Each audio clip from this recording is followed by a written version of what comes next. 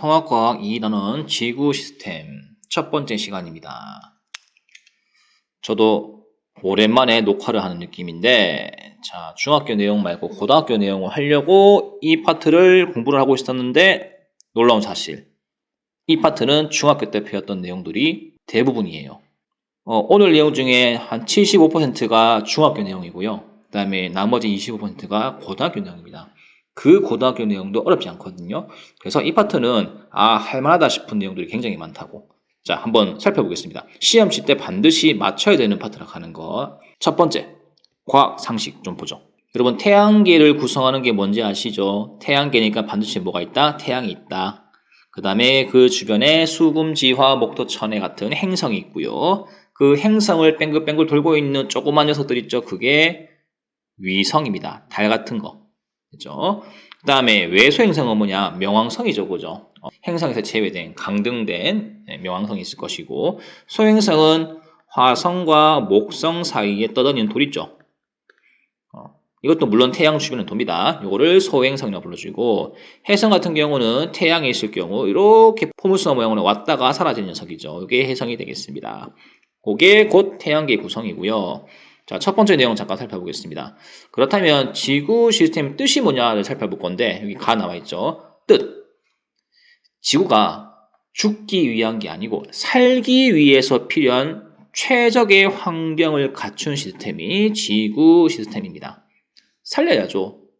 환경이 잘 갖춰줘야 이제 생명체가 살지 않나 보자. 그게 지구 시스템. 그러면 밑에 구성 요소가 뭐가 있냐? 지구 시스템의 구성 요소는 크게 5가지인데 1학년 때 배웠습니다. 직권, 기권, 수권, 생물권, 외권이 있겠죠. 그죠? 직권 같은 경우는 이 겉에 있는 땅바닥, 겉부분, 지각이죠. 플러스 지구 내부에 뭐가 있습니까? 내핵, 외핵, 멘틀. 네. 즉 내부와 외부를 다 합친 게 직권이고요. 기권 같은 경우는 그냥 떠다니는 공기죠. 그죠? 지구를 둘러싼 대기를 기권이라고 불러줍니다.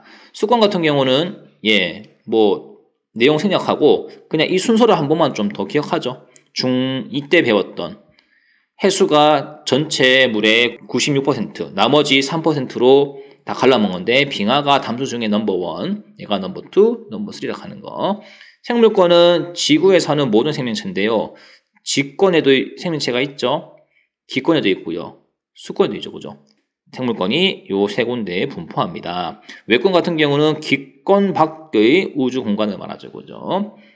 자, 관련된 그림 확인해 주시면 되겠습니다. 닥트리오, 맞죠? 뚜벅초, 민투초 아니고요. 잉어킹, 붕어빵 아닙니다. 뮤츠죠. 그리고 피존2죠. 세제2 이렇게 적으시면 되겠습니다. 됐죠?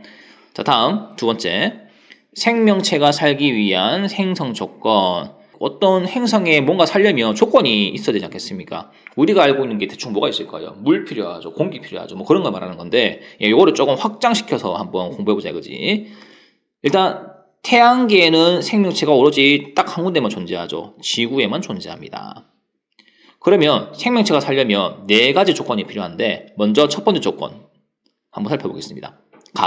일단 뭔가 빛이 있어야겠죠. 열이 있어야겠죠. 그죠? 이런 에너지 같은 것들을 계속 공급해주는 이 핵심 녀석이 있어야 되거든요. 그게 태양입니다. 태양이 에너지 공급원인데요.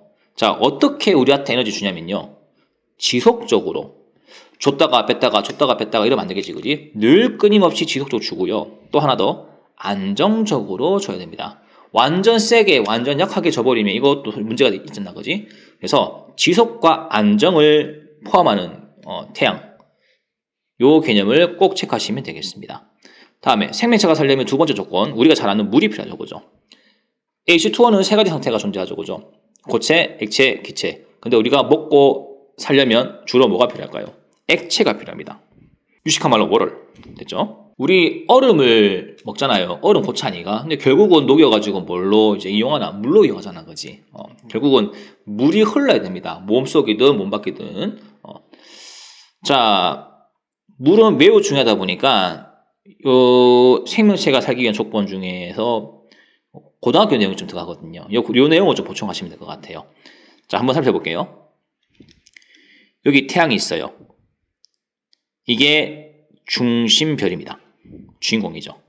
그리고 요 뒤에 수, 금, 지, 화 있고요. 목토, 천, 해가 있습니다. 여기 지구 밑에 뭐가 있습니까? 1이 있죠. 요거는 1AU입니다. 1AU. 태양과 지구 사이의 거리를 1로 정했죠. 그죠? 그리고 목성은 10AU. 여기 이제 끝에 있는 해성 같은 경우, 해왕성 같은 경우는 30AU가 되죠. 그죠? 그렇게. 자, 이 중에 생명체가 살고 있는 곳은 어디 있습니까? 지구가 여기 있죠. 그죠? 요게 지구, 요게 생명체가 살고 있는 곳인데, 그러면 이 중심별 주변에서요.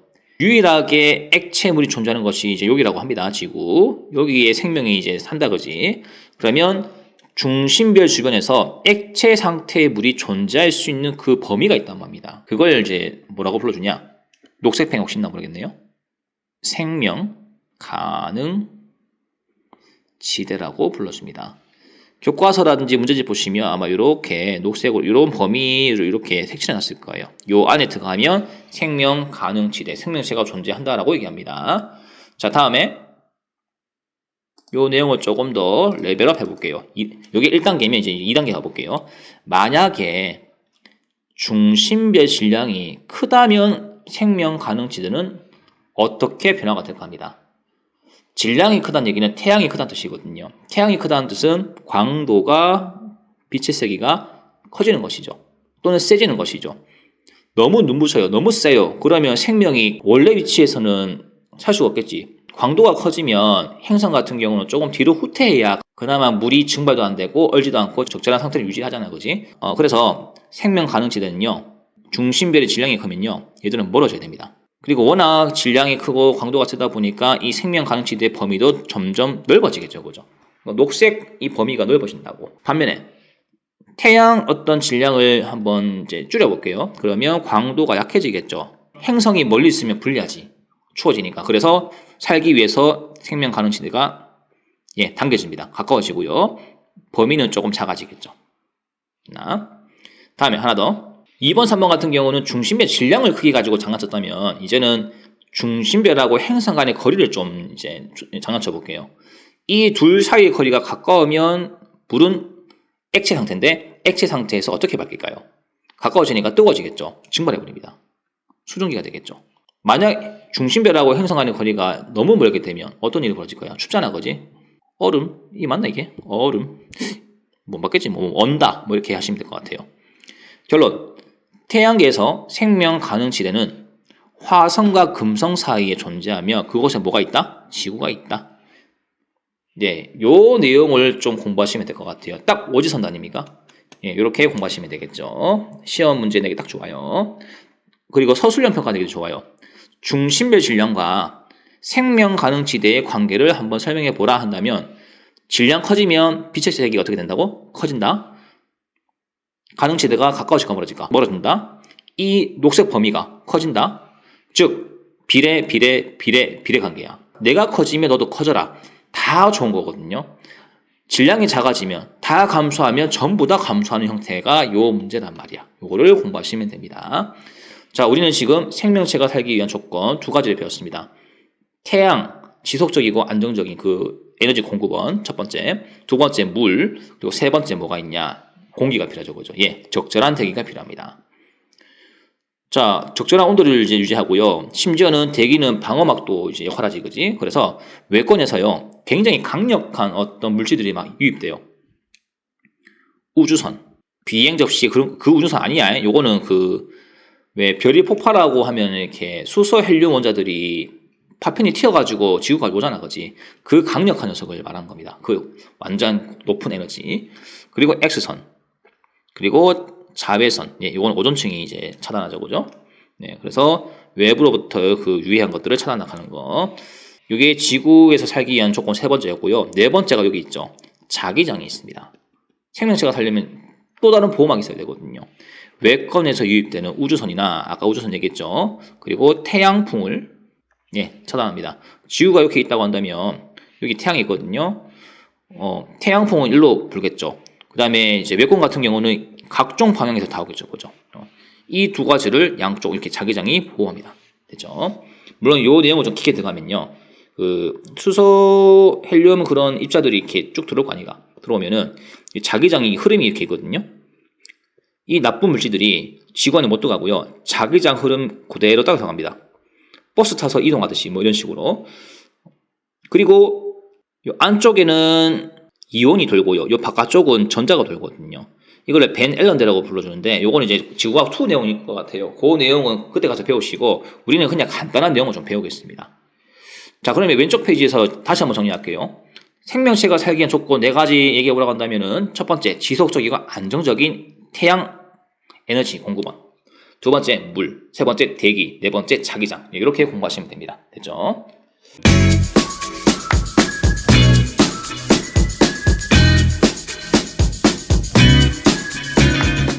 다음, 오른쪽. 우리 지금 그 지구 시스템의 구성 요소를 배우고 있는데, 직권, 수권, 기권 뭐 등등 5가지죠. 그죠? 그 중에 첫 번째 직권을 좀 토기할게요. 이미 다 배운 내용입니다. 1학년 때 내용 확인하세요. 중학교 1학년 내용 확인하시면 됩니다. 직권이란 지구의 겉부분 플러스 내부 전체인데 이거를 다시 한번 쪼개보면은 지각, 멘틀, 외핵, 내핵으로 분류합니다. 좀 더 확대해보죠. 여기 지각 보이시죠? 멘틀 있죠? 외핵 있죠? 내핵 있죠? 지각은 고체입니다. 멘틀도 고체고요. 외핵 액체입니다. 내핵 고체입니다. 요거는 좀 상식적으로 알아주세요.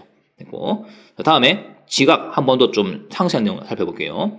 대충 이 정도 두께입니다. 두께고 규산염이라고 이런 물질로 구성되어 있거든요. 그래서 규산이라면 이제 규소를 말하는 것이고 산은 이제 오를 말하는 것인데 이런 성분들이 많이 들어있다고요. 그치? 자, 다음에 지각은 크게 2가지로 또 분리됩니다. 대륙 지각과 해양 지각. 여기 산 이렇게 끼어 있죠, 그죠? 요게 대륙 지각이고요.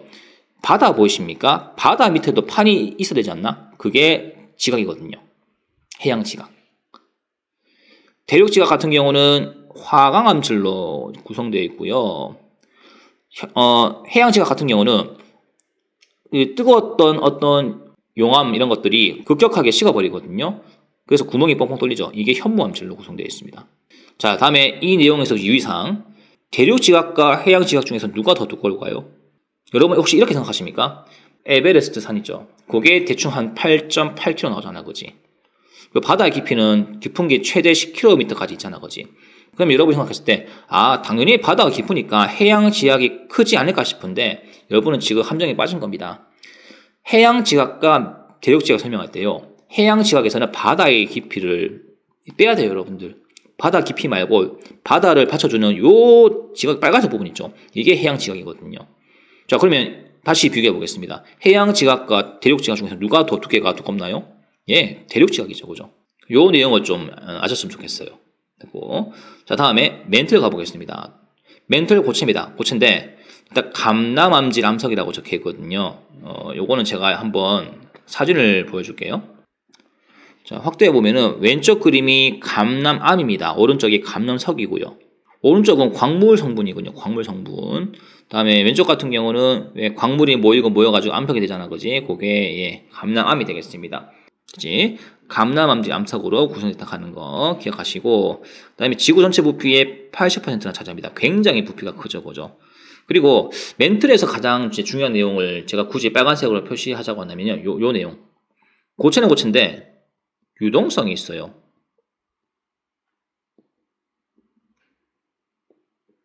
제가 직접 멘틀의 어떤 성분을 만져보진 않았지만, 저는 그냥 마시멜로 같은 그런 느낌이 사실 이제 뭐 떠오르더라고요, 그죠? 끈끈이 고체일까? 잘 모르겠습니다. 어쨌든 예, 유동성이 딱 하는 거, 요거만 좀 기억하시면 되겠습니다. 다음, 외액과 내액인데요. 이거 은근히 헷갈리거든요. 일단 외액은 밖에 있잖아요. 내액은 안에 있고. 그러면 이제 구성 성분이 궁금할 건데 둘 다 성분 똑같습니다. 외액이든 내액이든 철과 니켈이 포함되어 있습니다. 중금속이 들어있는 것이죠, 그죠? 무겁잖아. 다만 두 개의 차이점이 있다면 외액과 내액 중에서 한 개는 반드시 액체고 한 개는 반드시 고체입니다. 밑으로 들어가면 들어갈수록 더 뜨겁잖아요. 그래서 더 뜨거우니까 더 잘 녹으니까 내핵이 액체고 외액이 고체가 되지 않나 라고 하는데 그건 아닙니다, 여러분. 아니고 외액이 액체고 내액이 고체예요. 자, 이게 왜 그러냐면요, 요거는 조금 이제 온도하고 압력과의 관계를 좀 여러분이 한번 아셔야 되거든요. 액체와 고체를 만들려면 온도가 지배적인지 압력이 지배적인지 좀 잘 봐야 됩니다. 먼저 외액부터 잠깐 보겠습니다. 외액은 지금 액체죠, 그죠? 혹시 입자들이 이렇게 많이 흩어져 있을 때요. 압력을 주면 어떤 일이 벌어질까요? 입자가 모이겠죠. 액체를 압축시키면 뭐가 될까요? 고체가 되겠죠. 그죠? 얘 거리가 점점 좀 줄어드는 거야. 자, 외액이나 내액이나 둘 다 압력도 높고요. 둘 다 온도가 높습니다. 온도가 지배적이냐, 압력이 지배적이냐. 이거는 둘 중에 누가 더 지배적인지 그걸 여러분이 이해하시면 될 것 같아요. 외액 같은 경우는요. 압력 P도 세고요. T도 뜨겁거든요. 높아요. 근데 뭐가 더 지배적이냐? 온도가 지배적입니다. 뜨거우면 녹죠. 압력이 높으면 입자 간의 간격을 줄이는 역할을 하잖아. 그래서 고체가 될 가능성이 크고요. 온도가 높아지면 다시 이 입자들을 벌리는 역할이 되는 거지. 활발하게 만들기 위해서. 압력보다는 온도죠. 온도가 더 지배적인 거야. 그래서 여기다가 온도라고 적으시고요. 내액 같은 경우는 물론 온도는 뜨겁습니다. 뜨거운데 누가 더 지배적이냐? 압력이 훨씬 지배적이라 가지고 입자를 눌러버리거든요. 입자들이 모이겠죠. 철 입자, 니켈 입자 모이다 보니까 결국 고체를 만드는 거거든요. 신기하죠, 그죠? 그래서 요 외액 내액 공부하실 때 누가 액체고 누가 고체인지를 꼭 공부하시길 바랍니다. 쉽게 말하면 밥그릇 싸움이죠. 내가 압력이 세니까 너 고체돼. 온도가 세니까 너 액체가 돼. 뭐 이런 식으로. 됐죠? 다음, 직권 역할입니다. 위에 지각, 멘틀, 외핵, 내액 다 공부했죠? 그러면 이제 얘들이 한 역할이 뭐냐 이거죠. 다 항대 뭉쳐져가지고 여러 가지 역할을 감당합니다. 일단 서식 공간 제공하잖아요. 우리가 살고 있는 공간 제공. 다양한 물질 제공하죠, 그죠? 암석 같은 거 얼마나 많이 이제 배출해, 그지? 그다음 대기를 순환시킵니다. 해수의 흐름에 영향을 줍니다. 이 땅덩어리가 기권에 영향 준다고? 이게 무슨 말이냐? 여기 잠깐 보시죠. 바다하고 육지죠. 햇빛이 비춰지죠. 데워지죠. 둘 중에 누가 먼저 데워질까요? 예, 육지가 먼저 데워지죠. 그러면 육지가 올라가면서 공기를 뺑글뺑글 돌리죠. 해풍이 불죠. 밤 되면 육풍이 불죠. 비열 차이 때문에 결국 공기 상승이 달라지는 거지. 그래서 해풍과 육풍을 발생시킵니다. 바다의 흐름까지도 영향을 미치죠. 그래서 이 직권이 결국은 대기까지 영향을 미친다는 걸 꼭 기억하시면 좋겠습니다. 다음, 화산 활동. 빵빵 뭐 터지죠, 그죠? 터지면 봐봐잉. 여기 화산이야. 요 화산이거든요. 막 이제 빵빵 터집니다. 그러면 구름이 막 형성되겠죠. 먼지가 굉장히 많겠죠. 햇빛이 들어왔을 때 다 차단해 버린다고요. 빛이든 뭐든 간에. 그렇다 보니까 이 생태계에 영향을 미치겠죠. 땅에도 영향을 미치겠고지. 그래서 화산 활동에 따른 기후 변화를 충분히 일으킬 수 있습니다. 왜 우리 백두산 폭발하면은 대한민국 한반도 전체가 기후가 바뀐다는 얘기가 있잖아, 그지? 그 내용들. 다음, 이 직권이 무슨 역할을 하냐? 풍화 침식 운반 작용을 하고요. 화산 작용에 따른 염류를 생성한다 하는 거. 이게 무슨 얘기냐면요. 여기 바다가 있습니다. 각종 성분들, 기체든 액체든 고체든 빵빵 폭발시키죠. 그 얘들이 바다에 빠지겠죠. 그러면서 각종 암석들이라든지 어떤 이온들이 여기 녹아 있다고요. 우리 바다에서 제일 많은 염류가 뭡니까? NaCl, 뭐 염화마그네슘, 뭐 등등 있지, 그지? 이런 화산 활동에 의해서 녹아있는 성분도 무시 못한다고. 자, 다음에 기권입니다. 자, 기권 같은 경우는 좀 필기를 해야 될 것 같은데요. 쉬워요. 쉬운데 옛날에 했던 내용은 다시 한번 떠올리는 거야. 일단 기본적으로 확대 좀 해볼게요. 자, 대륙권 여기 0에서 11km. 물론 이 숫자 외울 필요 없어요. 여기까지 50, 여기까지 80, 저 위에는 1000km까지 이제 있다 하는 거.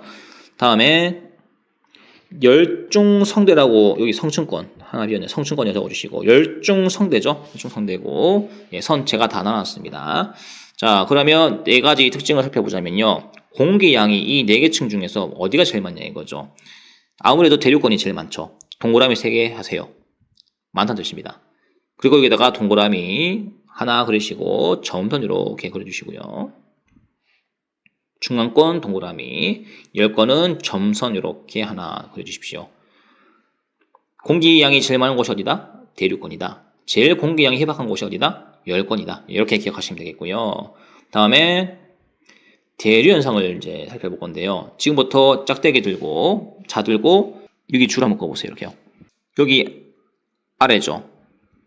여기 위죠.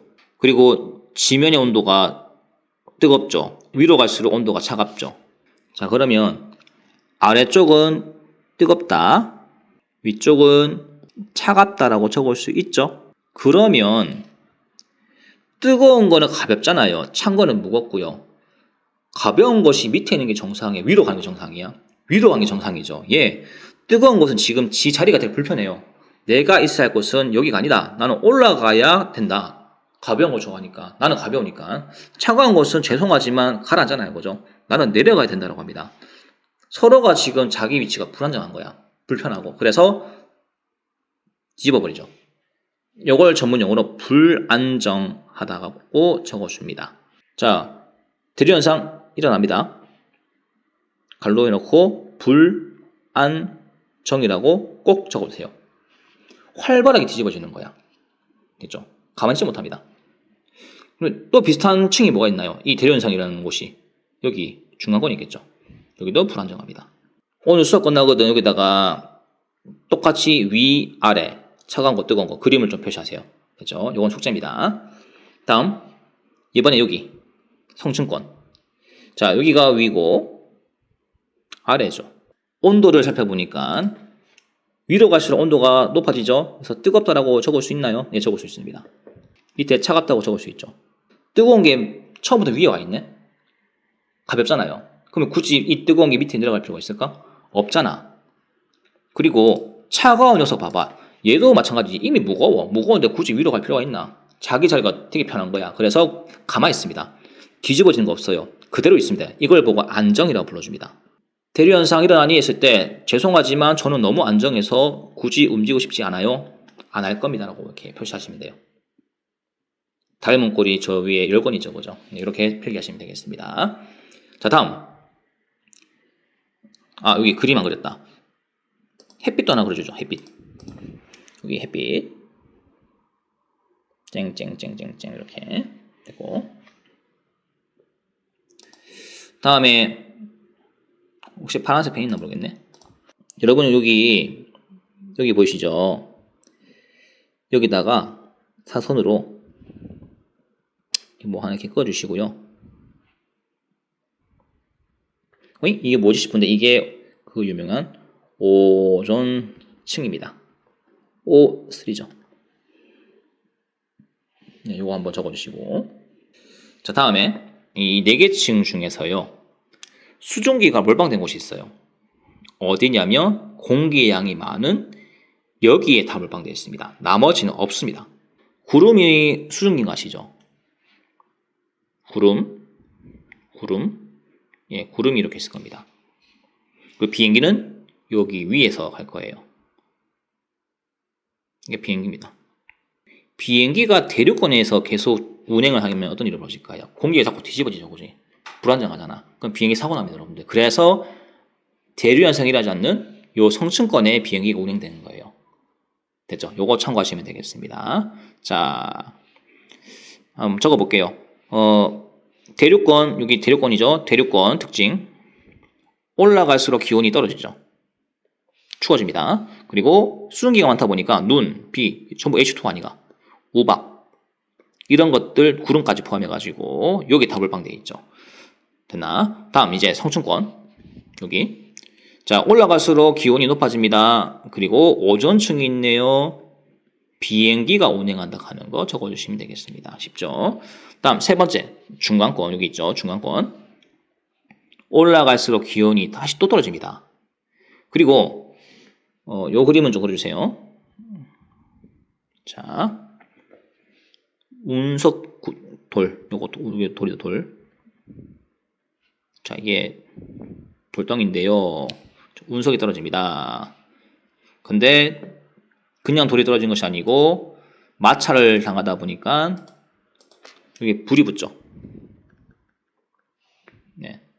마치 사람이 봤을 때는 이제 별똥별이 떨어진 느낌, 예, 그겁니다, 여러분들. 그래서 유성이 관찰 가능한 곳입니다. 다음 열권 같은 경우는 대기가 굉장히 희박하죠. 일교차도 크고요. 공기량이 적다 보니까 태양이 비춰져 버리면 바로 뜨거워졌다가 태양이 없어지고 달이 뜨면 바로 식어버리거든요. 일교차가 굉장히 큽니다. 그리고 요 위에 보시면 요 위에서 무슨 자개장이라든지 뭐 여러 가지 막들이 있거든요. 외부에 오는 녀석들하고 싸웁니다. 싸우다 보니까 이게 자꾸 튕겨요. 막 이제 불꽃 튀고 하거든요. 그게 오로라 현상입니다, 여러분들. 커튼 모양 이렇게 보시죠. 이런 식으로 이렇게 스펙트럼 같은 그런 색깔이죠, 그죠? 이게 오로라입니다. 주로 남극과 북극에서 주로 발생합니다. 됐죠? 여기는 마지막 대기가 분포하는 영역이 기권이고요. 자, 이렇게 하면 다 끝나요. 끝나고 여러분 어떻습니까? 오늘 수업 들어보니까 여기만 고등학교 내용이고 나머지가 전부 배운 내용이죠, 그죠? 그래서 요 내용 어렵지 않습니다. 어렵지 않고 시험 칠 때 이 파트는 다 맞추셔야 되거든요. 자, 오늘 직권과 기권이 있는데 그럼 뒤에 뭐가 나올까요? 수권, 행물권, 외권, 그 내용 또 나옵니다. 어렵지 않겠죠, 그죠? 이 파트는 포기하지 마시고 이거는 날로 먹는 문제라 생각하시고 공부를 꼭 하시기 바랍니다. 자, 오늘 통합과학 2단원 첫 번째 시간 지구 시스템 여기까지 하겠습니다. 자, 수고했습니다. 선택이 아닌 필수.